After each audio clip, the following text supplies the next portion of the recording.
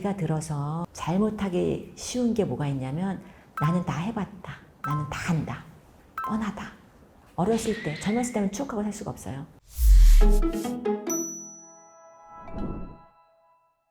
안녕하세요. 서울대학교 심리학과 한수원입니다. 우리가 인생 제2막이라고 부를 때 이제 어떤 걸 준비해야 될까? 이런 이야기를 해보려고 합니다. 5번째는요. 새로운 걸 하기엔 늦었다. 라는 것에 속지 말아야 돼요.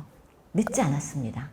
새로운 걸 계속 하셔야 돼요. 나이가 들어서 뇌가 노화하는 게 아니라 새로운 걸 하지 않아서 뇌가 노화되는 거예요. 그래서 나이가 들면 친구 사귀기 힘들다. 그런 말씀도 하시죠. 그것도 사실이 아닙니다. 나이 들어서도 얼마든지 사귈 수 있어요. 우리가 달라질 용기가 있어야 돼요. 내가 원래 이런 사람이다. 나는 원래 이래. 이렇게 나를 한정 짓지 말고 계속 변화할 수 있어야 돼요. 우리가 20살 때 나랑 80살 때 나랑 똑같아야 될 이유가 전혀 없고 똑같을 수도 없어요. 그런데 나는 원래 이랬다. 이렇게 생각하실 필요는 없고요. 계속 변화하는 게 뇌를 발달시키는 길입니다. 6번째라고 이건 제가 개인적으로 생각하는 겁니다. 우리가 할 수 있는 한 남에게 친절해야 한다. 이렇게 생각을 합니다. 나에게도 친절하고 남에게도 친절하자. 이게 저희가 좀 화가 많은 사회가 된 것 같아요. 그래서 되게 화를 많이 내고 남 탓을 많이 하고 남에게 굉장히 좀 나쁘게 낮추면서 하는 사회가 된 것 같아요. 왜 그랬는지. 근데 그렇게 된 이유가 뭘까 생각하면 경쟁이 너무 심해서 남보다 내가 잘해야 되기 때문에, 그러려면 남을 낮춰야 되기 때문에 그런 사회가 된 것 같아요. 근데 그러면은 정말 서로 불행해요. 모두 불행합니다. 남에게 우리가 할 수 있는 한 친절하게, 겉으로 친절하게 대하잖아요. 그리고 내 마음이 더 친절해져요. 저는 어떨 때는 겉이 다다 이렇게 생각을 합니다. 행동하는 대로 우리 마음이 만들어지고 행동하는 대로 또 이게 이루어집니다. 나이가 들면 들수록 우리가 사람 관계를 스스로 선택할 수 있다고 해요. 학교 다닐 때 우리가 같은 반에 들어있는 친구들 내가 선택해서 거기 있는 거 아니잖아요. 직장도 마찬가지죠. 내가 선택해서 이 직장 동료가 정해진 건 아니죠. 그런데 이렇게 직장이라던가 학교라던가 정해져 있는 그런 그룹에 속하는 게 아니라 나이가 들면 들수록 내가 속한 집단을 내가 만들어야 돼요. 그러다 보니까 내가 선택하는 그런 그룹이 되는 거예요. 나만 선택하는 게 아니라 남들도 선택을 해요. 그럴 때 어떤 사람을 선택하겠냐 말이죠. 그런데 나이가 들면 들수록 우리가 정말 같이 있어서 마음이 불편한 사람은 피하게 돼요. 그러니까 우리가 친절한 사람이 돼야 돼요.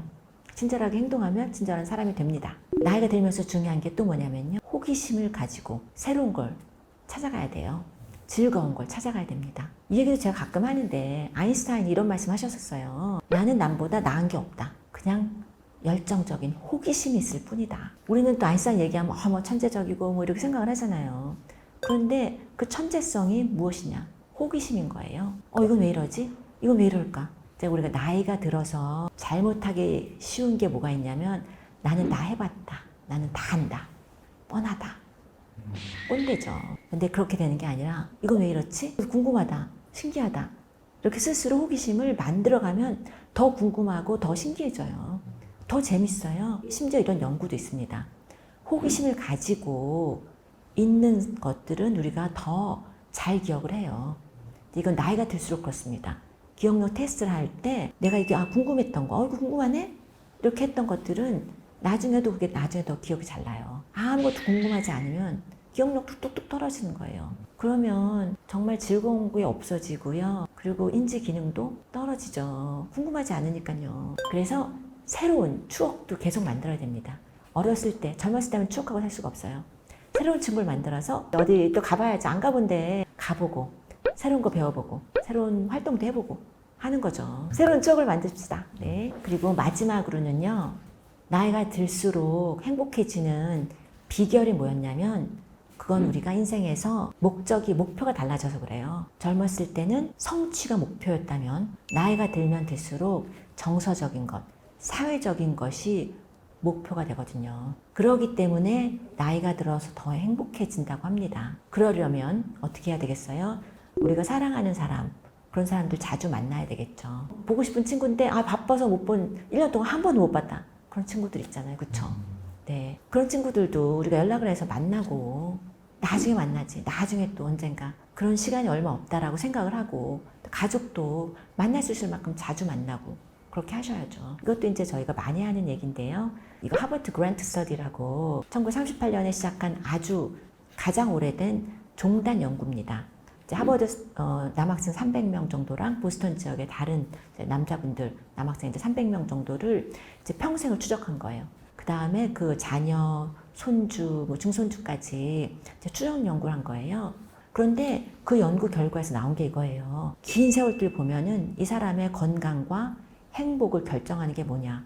그러면은 유전자도 아니고 돈도 아니고 뭐냐면 사회적 관계라는 거예요. 얼마나 이 사람이 주변 사람들하고 좋은 관계를 가지고 있느냐. 예를 들어서 50대 때 이 사람의 사회적 관계 이런 걸 보면 80대 때 얼마나 건강할지, 얼마나 행복할지를 바로 예측할 수 있다고 합니다. 그러니까 이게 정말 중요한 게 뭐냐. 그러면 정말 그냥 주변 사람들하고 재밌게 얘기하고 맛있는 거 먹으러 가고 뒷마당에서 이야기하고 같이 산책하고 뭐 이런 거예요. 우리가 젊었을 때 이제 일하면서 바쁘다고 해서 사람들도 안 만나고 그렇게 사시는 경우 많잖아요. 그거는 아닌 것 같아요. 건강을 우리가 희생해 가면서 일하는 거 아니라고 생각하잖아요.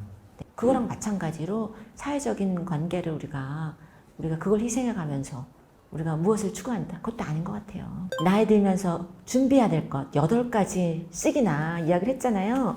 근데 굉장히 많은 것 같지만 사실 잘 보면 생각하기 나름이라는 거예요. 우리가 마음가짐을 나이 들었다고 고정되게 생각하지 말고 변화할 수 있다고 생각하고 긍정적으로, 적극적으로 이렇게 살아가자. 약간 그런 의미가 많죠. 그러니까 우리가 어떻게 준비할 것인가? 한 가지만 준비하는 게 아닌데 다양한 걸 준비하는 마음가짐을 가지고 준비를 할 수 있을 것 같습니다. 이런 영상이 도움이 된다고 생각하시면 구독, 좋아해 주시면 더 좋은 영상 만들어 보도록 하겠습니다. 감사합니다.